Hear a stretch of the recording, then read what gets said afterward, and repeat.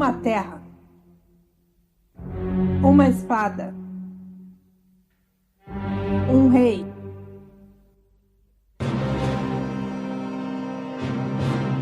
Great Pendragon Podcast, o seu canal de RPG arturiano e assuntos medievais.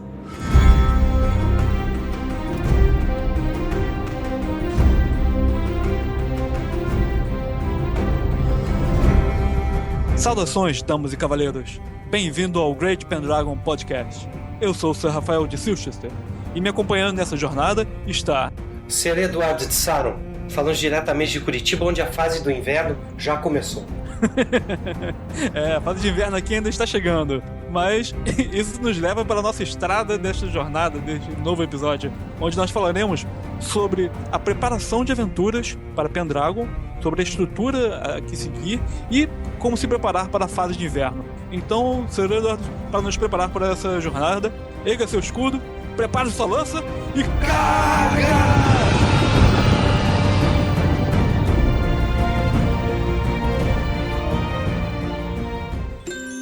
Livro 1, Capítulo 2. Como o rei preparou sua campanha e sobreviveu ao inverno.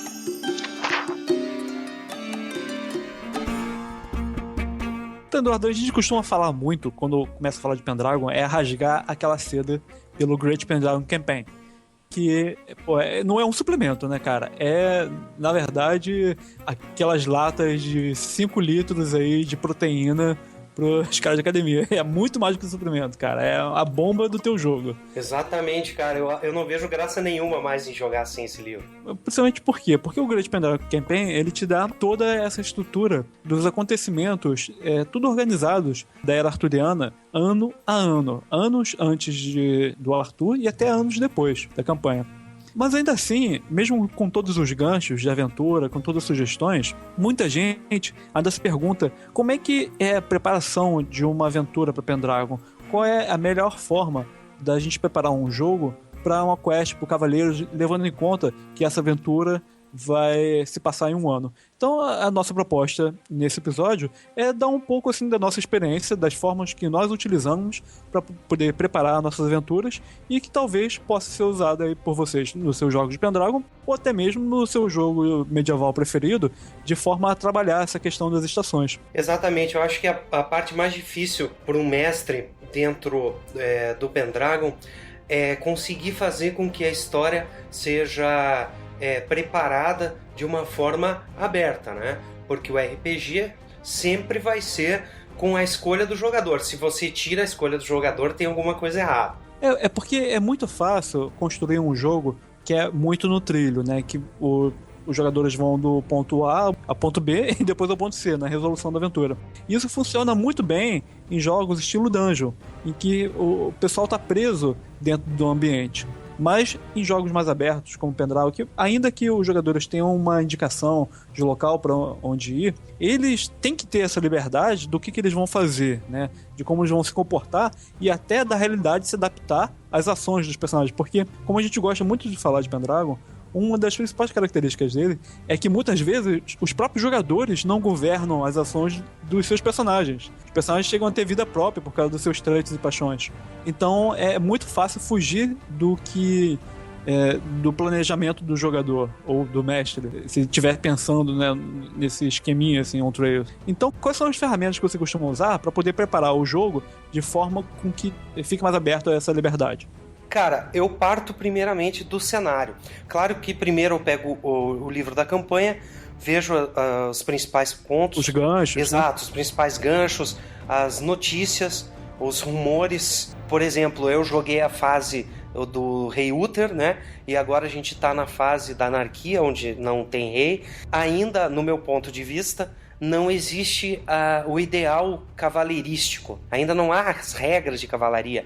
Então, eles vivem em modelos um pouco tribais e com códigos de honra ainda um pouco distorcidos por o que vai acontecer mais na frente, que, ao meu ver, é o Arthur que vai trazer. É engraçado que a gente tem experiências assim bem antagônicas. Quer dizer, eu joguei na época 1 ano durante a anarquia e por muito tempo durante a consolidação do reinado do Boy King, né?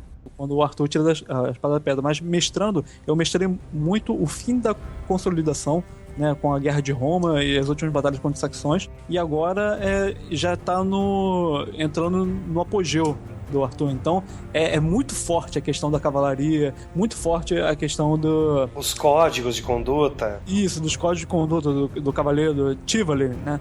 Eu costumo dizer para os meus jogadores assim, que eu preparo minha aventura para aquele determinado jogador, conhecendo bem a psicologia de cada um e o mote de cada cavaleiro. Então eu sempre preparo já pensando nisso, no que interessa cada jogador e cada personagem daquele jogador. É como se fosse um alfaiate que faz a roupa para aquela pessoa.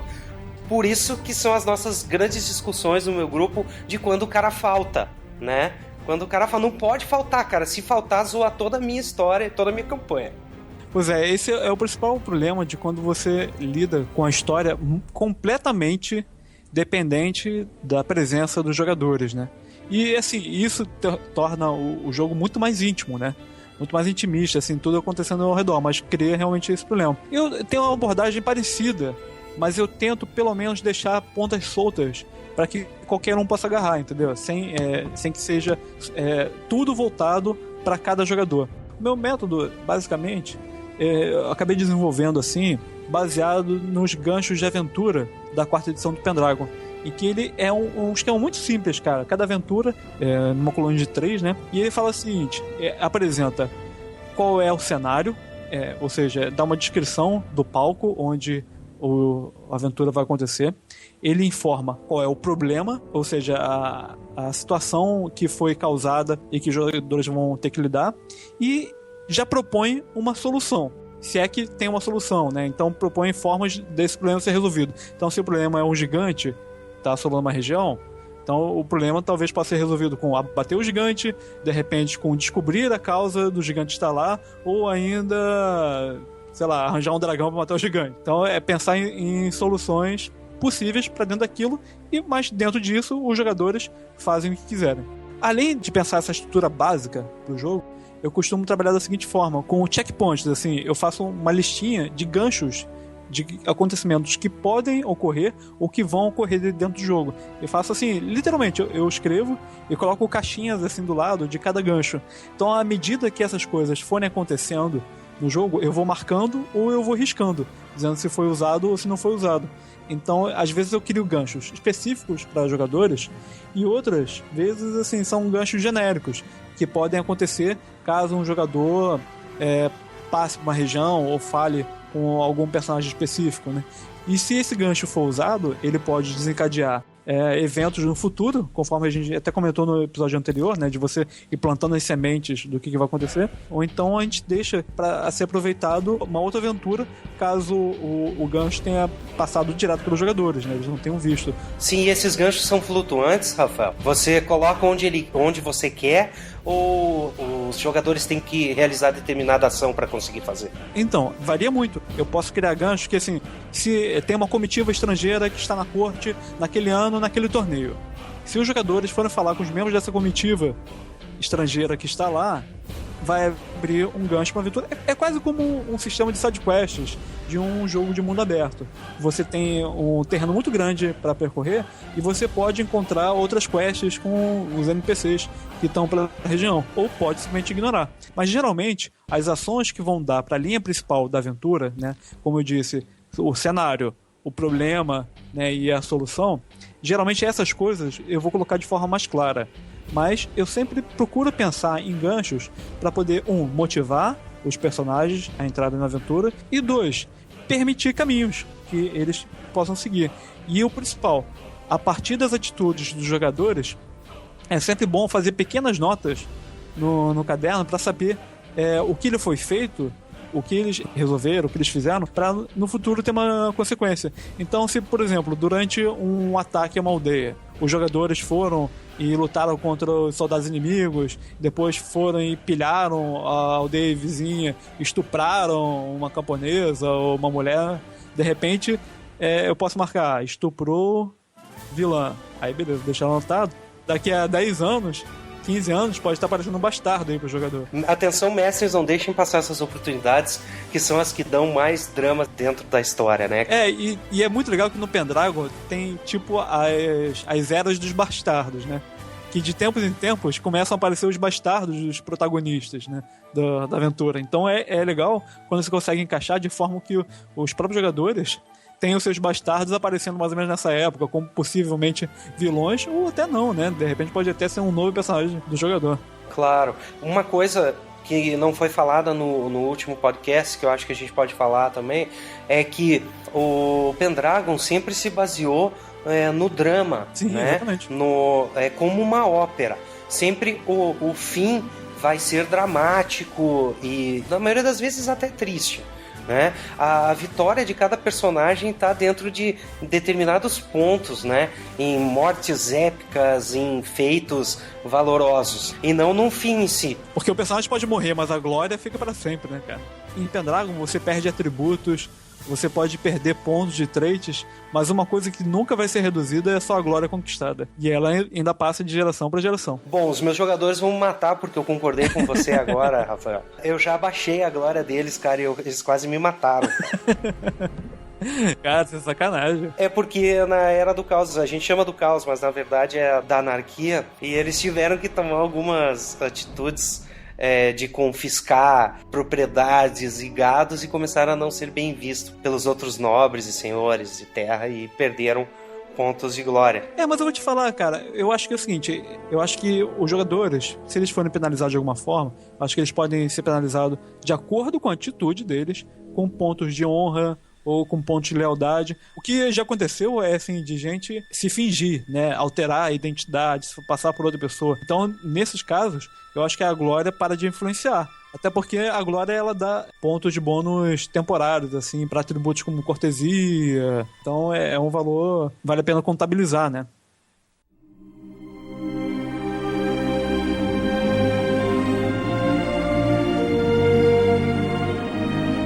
Eu acho que não pode faltar também na preparação para o mestre colocar o drama que existe entre as paixões de cada personagem. Então, o próprio livro fala o que é mais importante, a sua lealdade ao rei ou o amor que você tem à sua família. Então, você colocar essas questões filosóficas fazendo o jogador decidir qual é o melhor para o seu personagem e causa e consequência sempre. Pois é, e uma vez rolou uma situação bem interessante na minha aventura em que o jogador ele foi colocado entre a lealdade ao Lorde dele e a lealdade que ele tinha ao Pendragon. Por um lado, ele tinha que cumprir uma ordem de derrubar um castelo ilegal construído nas terras do Senhor e matar o antigo vassalo dele que havia se rebelado. Só que quando ele chegou, ele percebeu que o vassalo rebelde dele, na verdade, era um cavaleiro que seguia os ideais arturianos e que estava lutando contra a injustiça do seu próprio senhor. Mas ainda assim, ele era um rebelde. Então, o que o cara ia fazer? Defender o rebelde ou acatar as ordens do senhor dele? É sempre uma situação complicada. E quando se coloca isso de vez em quando no jogo, pode dar muita riqueza de drama.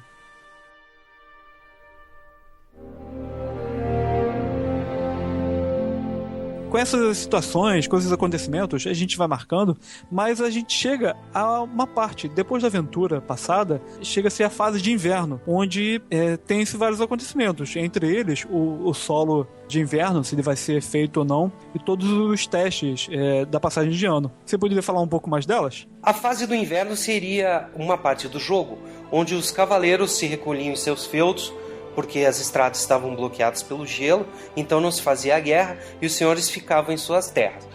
A parte prática de sistema seria onde os jogadores devem rolar os checks que receberam do mestre ou dos críticos que obtiveram para conseguir elevar os seus atributos, né? Traits e passions também, bem como as suas habilidades ali cavaleirísticas que também podem ser mudadas. Eu particularmente não rolo aquelas tabelas de casamento, filhos e nem o que acontecem com os animais do feudo, por exemplo, o cavalo de batalha de um personagem, porque nós na verdade interpretamos essa parte, eu acho mais interessante. Apesar de que eu acho que certos roles assim, eu acho legal fazer. Então, por exemplo, o cara pra casar, existe aquela tabelinha que o cara pode dizer se ele quer casar já esse ano ou aguardar o ano seguinte e ter uma chance de conseguir um casamento melhor, né? Mas esse tipo de coisa, eu acho que é o tipo de role que os jogadores preferem fazer durante a mesa. Mas acontecimentos como morte de família, ou se o filho dele sobrevive ou não um ano, eu acho interessante fazer até pra dar essa noção de que o universo ao redor dele não está ao controle completo do jogador ou do mestre. Por exemplo, quando a mulher engravida, você rola pra ver se o filho sobrevive ou sempre faz com que sobreviva bem? Não, eu rolo pra ver se sobrevive, mas dentro da interpretação, enquanto nós estamos interpretando. E quando nasce, a gente rola pra ver se é menino ou menino.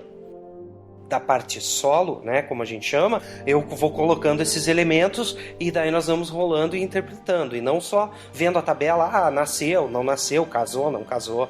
Já aconteceu no jogo, cara, de cavaleiros perderem a esposa e o filho no parto, cara. Nossa, cara. Era um personagem que sempre foi sofrido demais. Cara, a história desse personagem sempre foi uma história de tragédia, cara. E não podia ter sido diferente com ele.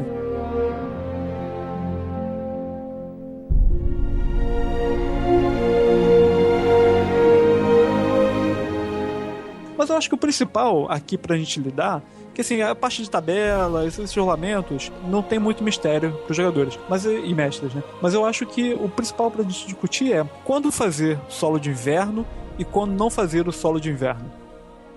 Quando você me falou do solo, eu conduzo solo algumas vezes, eu pensei, eu não conduzo solo, eu jogo com os jogadores aqui na mesa e a gente resolve. Não, mas analisando realmente é o solo que eu faço. Por exemplo, um jogador meu tem um feudo que chama Winterburn Gunnet, né? Inclusive nessa fase também você pode fazer melhorias no feudo, né? Num desses solos que a gente estava jogando, ele decidiu construir uma ponte, porque Winterburn Gunnet é um rio, né, que cruza próximo a Sarum.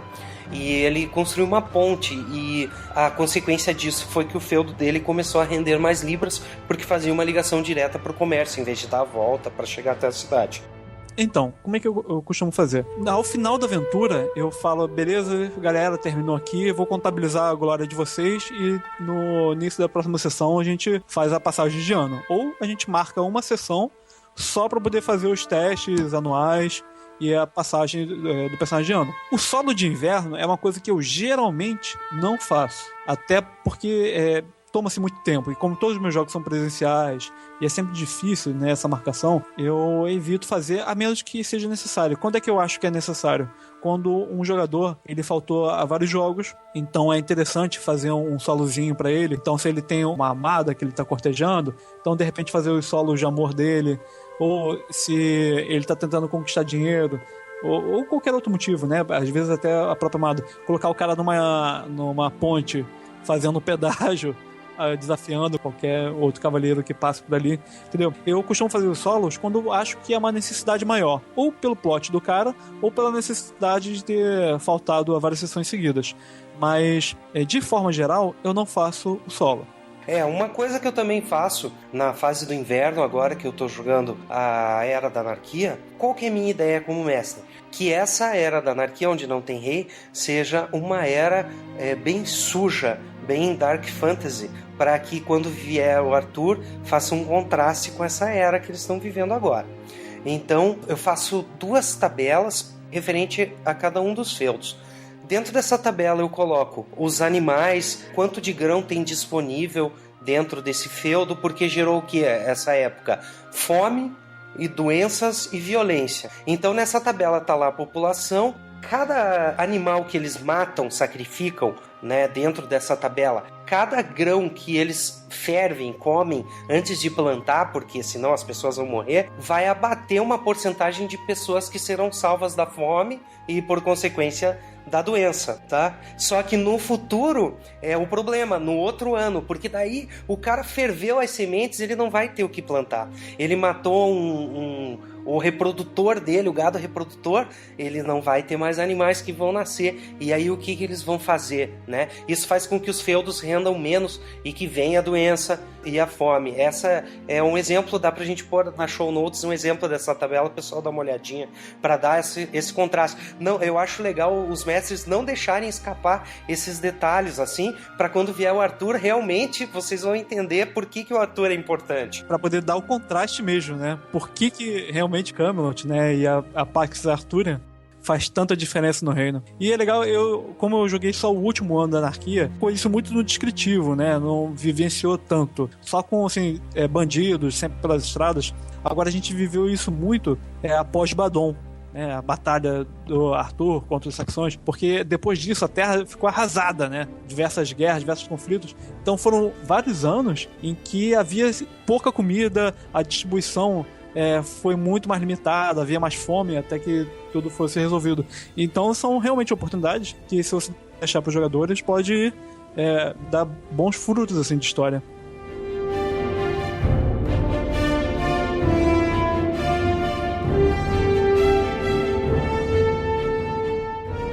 Na verdade, quando eu comecei a jogar Pendragon, a gente tinha esse hábito. Cada fim de ano, todo mundo rolava um solo de inverno. Só que na prática, o que acabava acontecendo que não eram simplesmente as resoluções de fim de ano e as decisões, né, das melhorias do personagem ou do feudo. O que aconteciam eram pequenas aventuras, pequenos solos, pequenas resoluções. Muitas vezes não era nada que valesse glória, mas podia acontecer.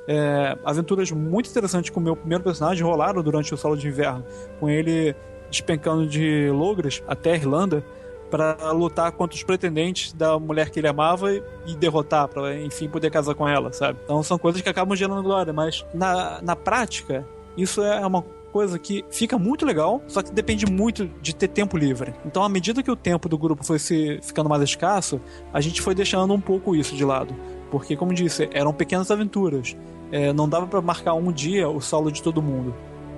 Mas então o importante é o seguinte, eu acho que é analisar o tempo disponível que você tem para poder rolar esses solos ou não e tomar a decisão, né? Eu acho que uma ferramenta que hoje em dia pode ser muito bem utilizada é a internet. Tanto assim para solos não presenciais, né, com o mestre de um lado, o jogador do outro e tentando conciliar as agendas, ou de repente fazendo até por e-mail, por um grupo de Facebook descritivo, né? E hoje em dia é muito mais fácil trabalhar dessa forma. Já usei os dois métodos, através de mesa virtual e através de e-mail, os dois funcionam super bem, cara. Muito legal, cara. Então, preparem seus grãos, estoquem eles e fiquem prontos aí para o longo inverno.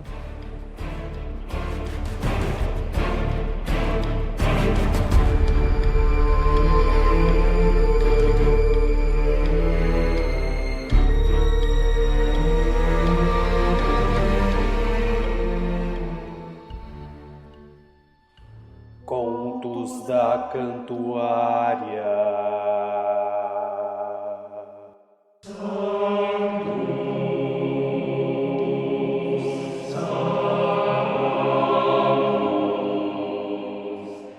E falando de se preparar para o inverno, a gente já voltou agora, a segunda temporada do Game of Thrones, né, cara? Tô acompanhando aqui pela HBO. Na verdade, eu vou acompanhar pela HBO, porque nós estamos falando diretamente do passado. Hoje vai passar o primeiro episódio. Eu imagino que agora a gente já deve estar no quarto ou quinto da série. Mas o que importa é que há pouquíssimo tempo chegou aqui em minhas mãos o box da primeira temporada do Game of Thrones, cara. Olha que beleza, cara. Blu-ray, né? Blu-ray, muito bom. E assim, eu comprei pela Amazon, link aí no show notes. E, cara, foi espetacular, porque eu paguei $40. Na verdade, estava 35, eu deixei passar um final de semana, aumentou $5. Mas eu comprei por $40. Comprei pelo frete mais baratinho que tinha, o standard, e, cara, chegou 2 semanas e 2 dias. Caraca, cara, pagou barato demais. Muito barato. E, enquanto isso, o box aqui no Brasil tá sendo vendido a R$200, né? Sempre aqueles preços justos, né, que fazem no Brasil. Mas beleza.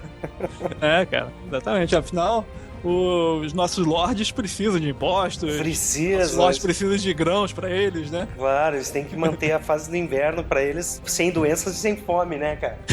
O problema é que o inverno deles dura, que é uma tristeza. Dura, nunca acaba. Mas então, cara, chegou aqui esse meu box e, cara, é muito, muito maneiro.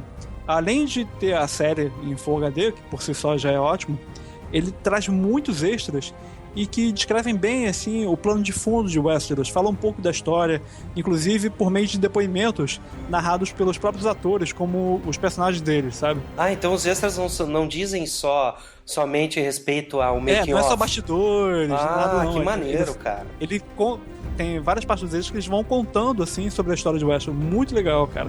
Ainda vem com um pequeno posterzinho, um mapa do continente. E quem tem dúvida, cara, sim, a versão americana do Blu-ray, ela serve pra gente, porque é a área 1, e ela vem com legendas em português. Legenda PT, beleza. Legenda PTBR. Muito bom. Brazilian Portuguese. Isso aí, cara. Muito legal. Aliás, eu vou até deixar uma dica pra galera, que é o seguinte, muitas vezes a Amazon tem lá o DVD pra vender, ou o Blu-ray, né? E você fica na dúvida, pô, mas será que tem áudio em português? Será que tem legenda em português? Eu sei que pra muita gente aqui não faz tanta diferença, porque lê em inglês e tal. Mas, cara, é sempre mais cômodo você poder ler na sua língua mãe. Só que muitas vezes a Amazon, ela não coloca na descrição do produto se tem ou não legenda, se tem ou não áudio. Então tem um site, se eu não me engano, é blu-ray.com. Eu vou verificar, mas o link certinho vai estar nas show notes. Que acessando lá, cara, você pode ver toda a lista de produtos lançados e eles têm a descrição lá completinha, assim, pra você poder tirar dúvida. Então, se você tá em dúvida, assim, qual é o material que vem no disco, né, material físico mesmo, né? O que ele tem de extra, quais são as línguas, acessa esse site que dá pra tirar suas dúvidas. Olha aí, então não tem mais desculpa pra moçada não ver essa temporada, hein? Pois é. E eu que não tô interessado em ler o livro por enquanto, porque o choque da morte do Boromir foi muito grande pra mim. O Boromir morreu 2 vezes, né, cara? Não, o Boromir morreu todas as vezes, né, cara? Coitado. Todos os filmes. Eu não gosto dessa história, cara. O Xambi morre em todos os filmes dele. Ah, o Xambi, ele morre em todos os filmes, né? Tá bom, todos né? os filmes, cara. Pelo menos os papéis que ele interpreta são relevantes pra caramba, né, cara? Pô, com certeza, cara. Com certeza. Geralmente ele rouba a cena. Exatamente. Mas então, cara, tá aí a sugestão. Cliquem aí no link. Se vocês não tiverem comprado, compre que o Sr. Rafael assina embaixo.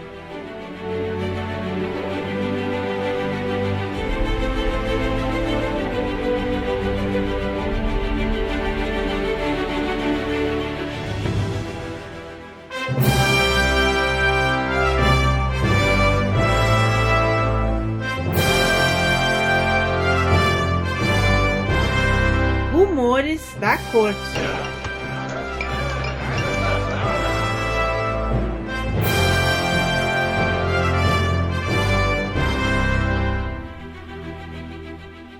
Eduardo, tu sabe que a gente esqueceu de falar uma coisa muito importante na fase de inverno, né? O que é, Sr. Rafael? O cheque de idade. Quando tu chega nos 35 anos, tem que fazer o cheque todo inverno pra ver se perde atributo. Então, meu amigo, vai rolando teus atributos aí. Tô rolando já, cara, fazem 2 anos. E eu acho que eu tô perdendo, porque eu não ando me sentindo muito bem. Eu tenho um ganho, na verdade. Eu tenho um ganho size. Esse eu tenho ganho toda semana, cara. O pessoal tava perguntando também qual é a periodicidade do Great Pendragon Podcast. Então ele vai sair quinzenalmente, sempre no dia do Nosso Senhor, os domingos. E você não precisa ser um cavaleiro cristão pra ouvir. Os cavaleiros pagãos também estão convidados. Mas então, pessoal, chegamos aqui a mais um Rumores da Corte, encerrando o nosso Great Pendragon Podcast. E vamos começar aqui, cara, dando mais 200 pontos de glória para os nossos amigos Zoe Master, do Zoe Coreworld, o Rodrigo B. Campos, do Zine Zoada, e o Rodolfo, da Ícaro Editora, que ajudaram a divulgar o Great Pendragon Podcast em seus blogs. E além deles, mais 20 pontos de glória para todo mundo que comentou lá no fórum. Então, 20 pontos de glória para o Dimor, pro Rodolfo Max, pro Caliban, pro Marcelo Dior, pro Nick1986, Doug Alves, pro Emílio Miguel, pro Breno, pro Darth Círio, pro João Mariano, pro Mário Márcio, pro Cláudio Cavalcante e pro Léo Arcana.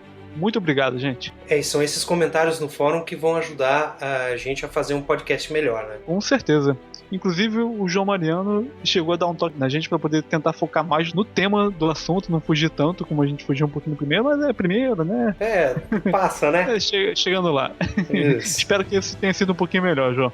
O Caliban e o Nick1986 comentou no fórum sobre uma aventura inicial que vem no livro básico do Pendragon. Essa aventura eu recomendo porque ela funciona como se fosse um tutorial para mestres e jogadores. E a mecânica vai evoluindo passo a passo, né? Outra coisa, Rafael, que o Caliban comentou, foi que quando ele mestrou a primeira vez o Pendragon, ele achou o combate muito rápido, que acabou muito rápido, que talvez ele tivesse cometido alguma falha quando estava mestrando. É engraçado que tem muito RPG que o pessoal reclama disso, né? Que os combates são muito demorados. Mas, Caliban, Pendragon é isso mesmo, cara.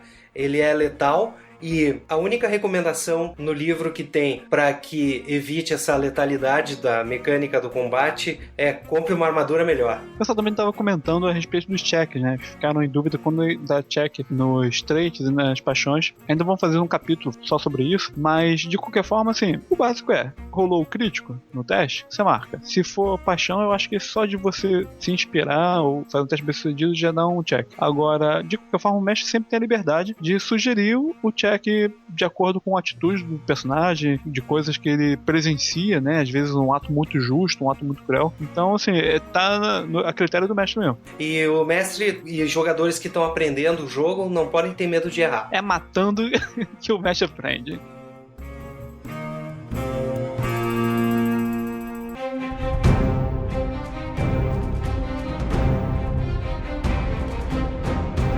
Bom, pessoal, esse foi mais um Great Pendragon Podcast. Eu sou o Sr. Rafael. Os links que nós comentamos estarão aí na show notes. Você pode entrar em contato através do nosso e-mail ou Twitter, que se encontra aí embaixo. Os links comentados nesse episódio estão aí para você poder acessar.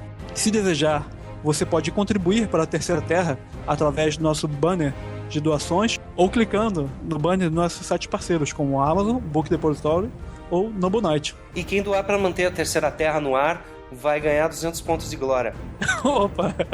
Excelente, cara. E se você juntar 1000 pontos de glória, vai ganhar um pontozinho de bônus na tua ficha, hein? Exatamente. O Rafael garante. Pode nos cobrar, hein?